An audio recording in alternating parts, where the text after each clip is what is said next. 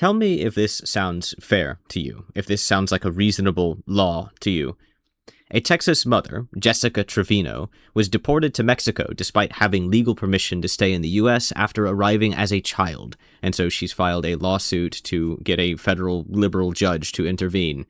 Trevino and her husband were arrested in December after federal agents followed them into a Home Depot in South Texas, and both were deported. So, here's the thing. She arrived in the country as a child at the age of 7. Trevino subsequently received legal permission at 20 to remain in the U.S. under the Deferred Action for Childhood Arrival Program, or DACA, which was introduced in 2012. DACA does not confer legal status, so she's not a citizen, but it has allowed for hundreds of thousands of people who have come to the U.S. as children to temporarily remain and obtain work permits. Temporarily. She came here at 7. She's 34 and has 3 children here who are all now legal citizens. There's nothing temporary about that.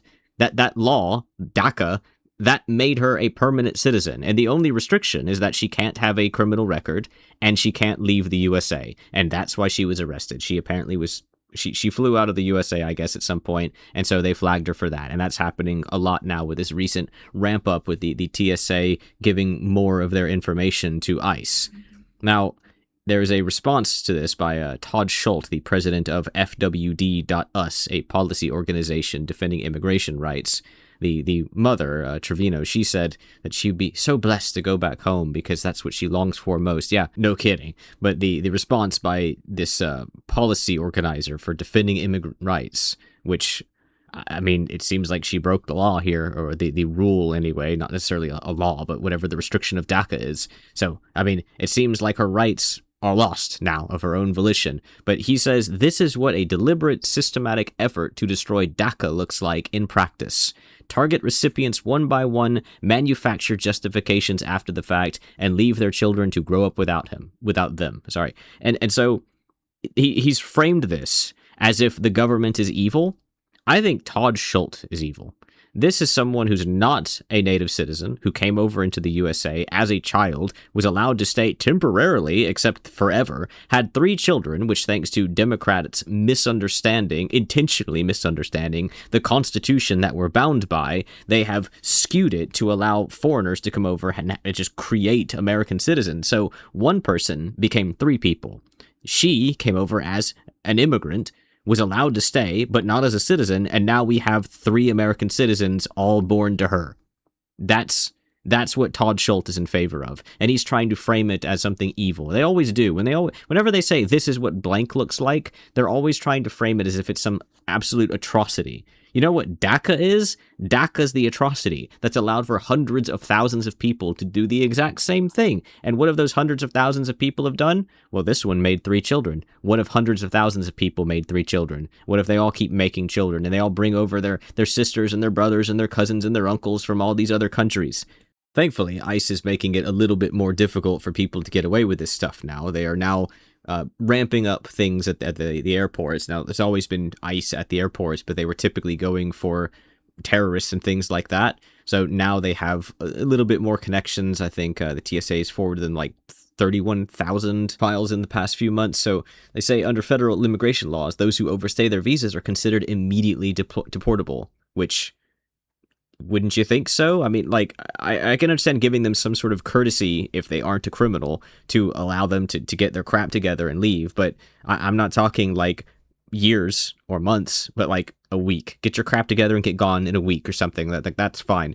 But according to Laura Rees, the director for border security and immigration at the Heritage Foundation, they said temporary means temporary, and these visa applicants told the federal government that when applying the visa, they would return home when the visa expired. And if they didn't do that, they lied to the government, and they are now deportable. So, again, I agree, but I do think there is a lot of problems we have with our own rules and laws. Like I said, the Supreme Court, the highest authority in our country, doesn't understand our own Constitution. Not to mention all of the other things, like asylum hearings. These asylum hearings can go on for years and years, which it's actually a good thing for the asylees because, well, they probably don't actually have a good case for being in the USA. They probably aren't really asylum seekers or refugees, and they're probably just gaming the system. So the longer it takes for them, the better, right? But it's bad for us. And, well, I generally disagree with most of the asylee stuff anyway, because it's mostly just people trying to scam the system. So Julia Galette, the associate director of the Migration Policy Institute's U.S. program, told News Nation this week, this is all from News Nation, by the way, that shortening the wait times for immigrants seeking a legal pathway to remain in the U.S. is part of the reason for a much-needed reform to U.S. immigration legislation. Well, sort of. I mean, shortening the wait times is... she says it as if we're going to get more immigrants, but it's more like clarifying things is better. That's what we really need. So Galette was part of an MPI study this week showing that the population of unauthorized immigrants living in the United States reached a new peak of 15.8 million in 2024 after remaining around 11 million for years. Nearly 16 million. That's more than plenty of countries. That's more than a lot of these countries in Europe, which are judging us for all of our evil ICE stuff. They're over there with their like 98% entirely white country of like 5 million people trying to judge us. You guys don't understand. You don't understand. Get out of your like Nordic getaway and come enjoy some enrichment, and then you'll see. The study found about 5 million unauthorized immigrants remaining in the United States between 2019 and 2024. So she says, many people are trying to follow the rules of our immigration system as they understand them, but are caught somewhere in the process and haven't yet gotten either an answer that tells them to go home or about some kind of permanent protection in the U.S. And then she goes on to say, we really need to give people faster answers. People shouldn't need to wait 4 years to see if they get asylum. If we can get timely and fair answers to people, I think that would send a message back to the sending country of people who can and can't come to the United States. Which, yes, I do agree with that. I'm not sure whether or not I agree with it for the same reasons. But yes, all of these other countries should know that you can't just send all of your people over here and they get to stay in the country for 20 years until their asylee status is figured out because some Democrat didn't want to file the paperwork or something like that. Because what inevitably happens is you get some Karens. Now, maybe it's Karens in the Supreme Court, or maybe it's just Karens in your local airport. Alicia Dansker filmed her friend Chantal Morales Rojas getting detained by ICE agents in Denver after an officer had questioned her immigration status as she waited for her flight. Why did you feel the need to film? I had a warning that something might happen, and I asked my friend who was a lawyer, like, what is it I can do to be helpful? She said, you can't interfere, but you can video and you can make a lot of noise. Help! Help! She told us her friend Morales Rojas, an immigrant from Ecuador, came to the U.S. legally as an au pair and had applied to renew her status. DHS says her status had lapsed. The government has known at every moment where she is. She has a work permit. Why is the government telling her she can live and work here while the case processes and then also abducting her at an airport? Right. So she doesn't understand. She doesn't understand. First of all, of course, it's a white woman, but she doesn't understand that just because she has a permit doesn't mean that permit is valid. Like, what happened is it lapsed, and she put in a request to have it renewed, but it wasn't at the time renewed, which means that at the time, she wasn't allowed in the country. And of course, this woman can't comprehend something like that, because all of these people think that you should just give people the benefit of the doubt. They're just going to say, well, she wasn't doing anything wrong, she wasn't hurting anybody, she was breaking the rules. And maybe she wasn't going to hurt anybody. Maybe she's the greatest person who's ever lived or ever will live. But what about everyone else who gets to operate on the same precedent that she does? Everyone else who gets to just say, well, yeah, technically I'm not allowed in the country, but some white woman will protect me, so who cares? According to her attorneys, Morales Rojas applied to remain in the U.S. before the au pair exchange program she was on ended, which allows her to stay without a formal immigration status while her case is reviewed. And so what does the white woman do? What does she do? In the airport in the United States of America, like, this is like our welcome mat, right? I mean, that's basically what an airport is, especially in the USA. It's a welcome mat for any kind of people coming in from out of overseas. And this is what the entitled white woman does. You like ice? You're into ice? You like ice? You don't have to defend him. The pilot is very well aware. I don't care what the pilot is aware of. But you have a choice right now. You can either get on the plane. Wait, you're not in charge of me. No, not of you. But You're not in charge of me. I'm just going to say you can make a choice. No, I'm not talking to you. Okay. You should be ashamed of yourself. Everybody, this man is harassing a woman. He arrested her for nothing. You. Ice. Ice. Ice.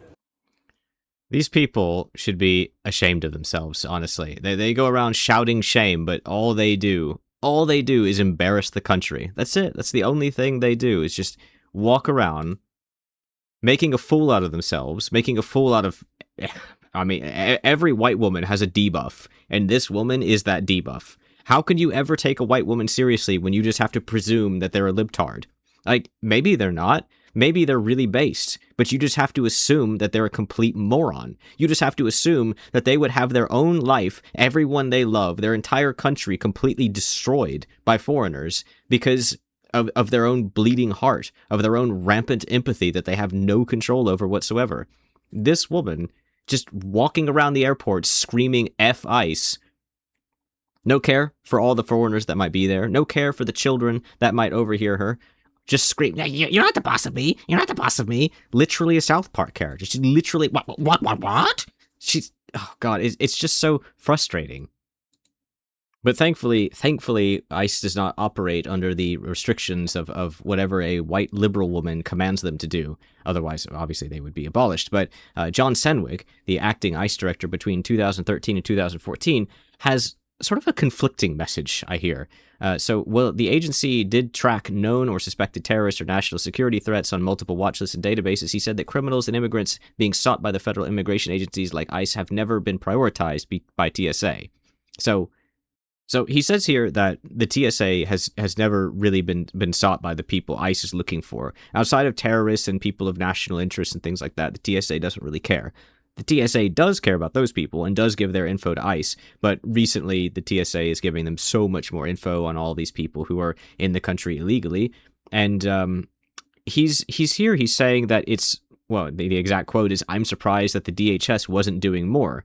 I always thought that if you were a mass deportation type, TSA is essentially a mini goldmine for you in the sense that it's one of the few places in America where the public has to go through a checkpoint and present their identification in advance." And that's what I've been thinking the whole time, but I don't know.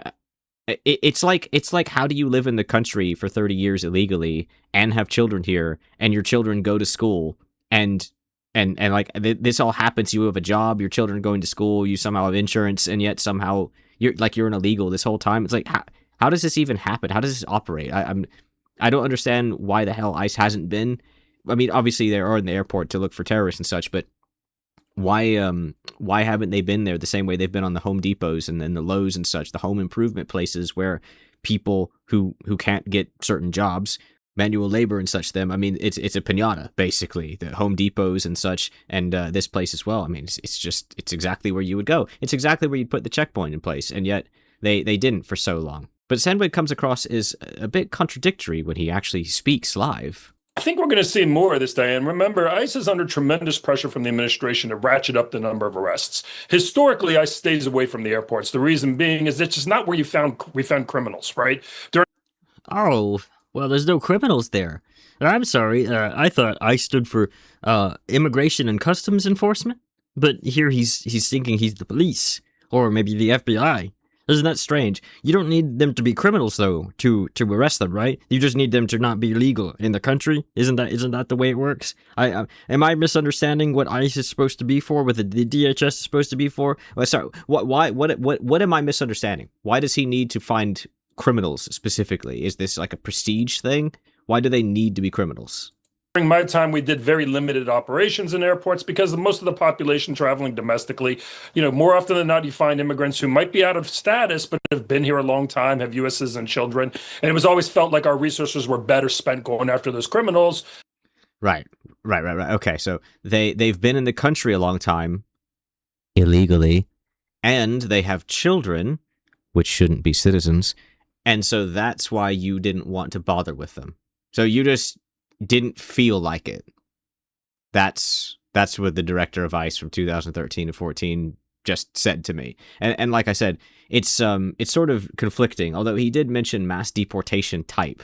I guess he's not the mass deportation type, even though he was the director of ICE. Right. Well, just selective deportation. Criminals only, and everyone else gets a free pass. As long as you're not a criminal, you can illegally enter the country and ICE wouldn't have arrested you. That's basically what this guy, who was the director of ICE, is saying. Awesome. Thankfully, Homan is now rocking the boat, and there's some changes up and about. The DHS has amended several regulations to remove language suggesting that affirmative asylum applicants are entitled to an interview before referral. There's a lot of debate about how this is taking away people's only line of defense to make their case of why they deserve asylum and such. And again, like, asylum status is something that should be extremely rare because very few people actually need it, actually deserve it. Same for refugee status, probably more refugees than asylees, but it's still, like, it's something that's been abused, and everyone knows it. Speaking of unfair, you have the OPT practical training program, which is the optional practical training. People who've come to the USA from foreign countries to study, not citizens, but just to study in colleges. They graduate, and then they can work straight out of college for 1 to 3 years, depending on their, like, STEM graduates are eligible to a 24-month extension without even a fee or anything required to have that. And Trump wanted to add a $100,000 fee for their visa applicants or whatever, and then that was blocked. Why was it blocked? Because there's 3 Democratic judges. That's why it was blocked. It could have said pretty much anything and they would have blocked it because Trump wanted it. The Democrats, it's always pity with them. For instance, the temporary protected status dropping from roughly 300,000 Haitians is something that they're making a big hubbub about. And they're saying here, 35,000 Haitians are on TPS are working in healthcare in Florida, in nursing homes. Okay. That sounds like 35,000 jobs that could be given to Americans. Why do we need Haitians to do that? What's the problem there? I'm sorry. The Haitians are just going to be permanent citizens of the USA now because Florida needs workers in nursing homes and we don't have anyone who can do that. You know what? I bet you can find 35,000 people who want to live in Florida and would work in a nursing home. But it's not just the Democrats. You can see here Ohio Governor Mike DeWine, a Republican, called the strategy to round up the Haitians and send them back to where they came from a mistake, saying it was not good for the United States and it's not good for the state of Ohio, and credited the Haitian workers with helping Springfield's economic recovery. The argument is always, look at these slaves we have. These slaves who do slave work so that us Americans don't have to do slave work and we can live in our gigantic mansions. Well, I'm sorry, what if we're not governors and senators? What if we don't have a ton of money to throw around? What if we don't have tens of millions or hundreds of millions of dollars? Well, I don't have any slaves to begin with. I'm not relying on any Haitians. I mean, you need farmhands? Okay, why can't you hire an American to do that? You need people in a nursing home? Why can't you hire an American to do that? You mean that you want to have a slave that you can pay barely anything because, well, they wouldn't want to cause a problem. They might get deported. Right? Isn't that basically what the argument always boils down to? You want to talk about pity? Here's some pity for you. El Paso woman pleaded guilty to smuggling sedated children. Yes, a woman, Diane Gaudian, and I think her husband was involved as well. She's 33. She smuggled children for financial gain. I think it was $900 a head. And she did it by drugging them with THC and I guess just shoving them in a car or a lorry or whatever. And you know what's interesting about this? You only get 5 to 15 years for drugging children from the ages of 5 to 13 and smuggling them into the United States of America. And there's a picture here of Manuel Valenzuela, who is engaged in this exact thing as well. And he was caught, and he got 5 years. He confessed. 5 years. 5 years. You can look at a picture, a hentai picture of a literal drawing of someone who is flat-chested and cute, and they'll tell you that it's child abuse material and send you to prison for at least twice that time, and you register for as a sexual offender. And here you can drug and smuggle literal children, 5-year-olds, across the border, and he gets 5 years in prison. I don't know who made this law so lenient. I mean, sometimes the Republicans make really whack laws as well, and a lot of the time it's because people just don't think anything's going to be as bad as it actually is. But like, I mean, what do you think's going to happen to the children that they drug up and take across the border? Like, oh, they're just returning them to their family, are they? Right. Yeah, that's how it works. One last example here with this guy. New video reveals a chaotic scene at the Las Vegas airport Monday as bystanders spotted two people attempting to... Plainclothes ICE agents trying to arrest this Vietnamese man who's apparently an Australian man who was in the USA illegally. Why? Born in Vietnam, has no known criminal history, but DHS says he overstayed his visa, which expired back in 2015. 2015. 2015. His visa expired in 2015 and he couldn't get it refreshed in that amount of time. So then what amount of time do these people need? You remember the comments earlier from the other person, Julia. What she wanted to do was speed up how quickly we can deal with these asylum seekers. Is it even moving? I mean, we've got like a completely stopped conveyor belt here. Like, there's no one working on the chain. How is it that this guy hasn't updated his visa in 11 years and he's over here just carelessly, knowing that we've got ICE and stuff going on as well, trying to use the plane? Well, that's exactly why we need ICE in the airports. Because there are people who are just going to walk in there knowing that their visas expire. How would you not know? It's been 11 years. How would you not know? And well, now he's going back to Australia or Vietnam. I'm not sure which. Maybe Australia will find out that he's not actually in Australia. Who knows? But the culprits, the ones who are behind all of this, the ones who are pushing all of it. The incident comes as ICE faces growing scrutiny. Keep the immigrants, deport the racists. And there's all their signs. No KKK, no ICE, no fascists, USA, written in all the colors of their gender identity brands. Some guy with what I thought was a Japanese flag, but I'm pretty sure it's a heart.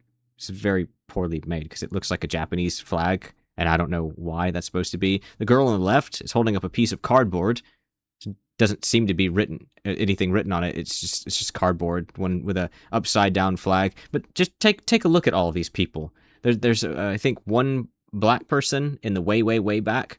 The rest of them, as far as I can tell, are all just white soy boys whipped by their women, and I say probably like a 70-30 split, more women than men. This is insane to me. These people, liberals, privileged, fat on peace and harmony and freedom, never thinking for a second what happens when the foreigner comes over and has 3 children, and then those 3 children have 3 children, and then those children have children, and meanwhile, white people aren't having any children. They're aborting them all. What happens in 100 years? What happens in 200 years? They can't think past their septum piercing, I guess. I'm so happy to see that ICE is ramping up again, but I just wonder what's going to happen with these people. I mean, yeah, half of them are on death's doorstep, and the other half are not very far away from going on a mass shooting spree, I suppose. So it's hard to say, but I guess it really just boils down to who comes after Trump. Because if it's a Democrat, everything's going to get reverted, and it's going to revert big time. I feel like you need someone to go even harder on this. You need someone to, at bare minimum, keep up the same status quo right now with ICE. But I feel like it's got to go even harder. You've got to change the laws, especially that 14th Amendment. Well, you don't have to change the 14th Amendment. You just have to have people clarify that the word naturalized implies that they actually have to be a citizen. But, you know, basically they need to get the women out of the Supreme Court. That's really what I'm saying here. And thank God the TSA is actually doing something again. I mean, I know they're doing stuff behind the scenes, but we, look, I don't need it to be a circus like Minnesota or anything, but it's obvious that the airports would be like the biggest choke point for this kind of crap. Like, how do you move around a place as big as the USA without using a plane? So yeah, obviously you'd want to go there, and they are now, thankfully. They hopefully won't get harassed by too many Karens. The Karens can't stop anything, but I feel bad for the TSA agents as well, but also ICE who have to deal with this crap. I mean, no one wants to have some woman screaming in their face. So best of luck to them. Keep it up. Get them all gone. And see you guys in the next one. Thank you for watching. If you enjoyed, please do the YouTube things.